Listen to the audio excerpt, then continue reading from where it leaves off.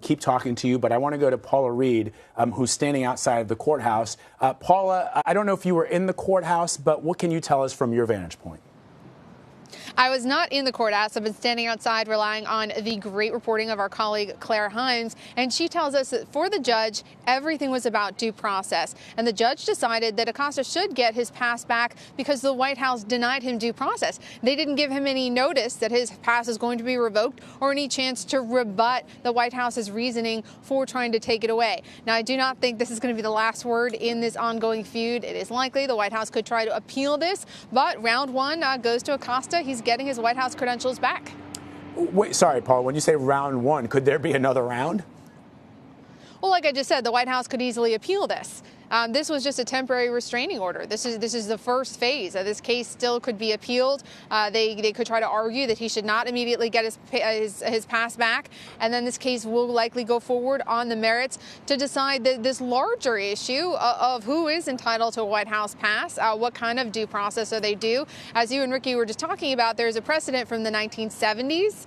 But a lot's happened since then, in particular 9/11, and there are some security concerns, and it is likely that the White House would like some further guidance from the courts on the extent to which they can restrict access. Because these White House passes, this gives you access to the briefing room, press conferences, but because our president is fond of doing impromptu press availabilities, you also get very close to him, which is great because you get the opportunity to ask questions. But I would imagine that the White House will not be pleased with this and could try to appeal. All right. Paula, stand by.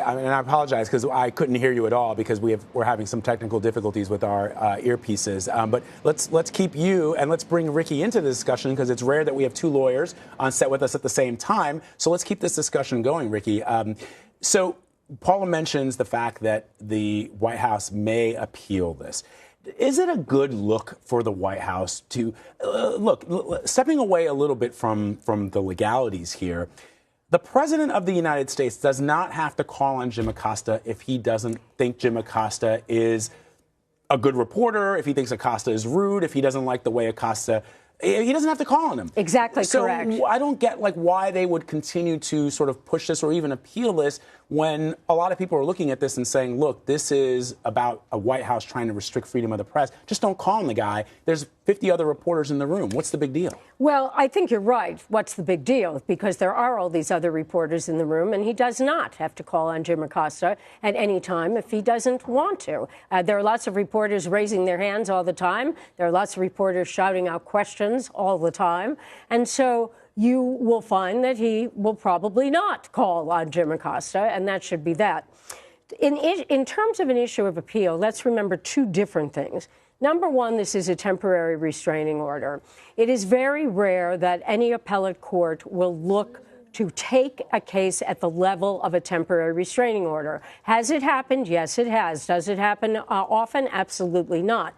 Rather, they would wait until the next situation, which is a preliminary injunction being issued, and then a permanent injunction, and then they could decide to appeal. In terms of optics, I don't think that the president or those who advise him really care about the optics. I think that they would go forward with an appeal should it be necessary. Hang on one second, Rikki. These look to be the attorneys for Jim Acosta, because I see Jim right there. Let's listen. Get his hard pass and report the news about the White House.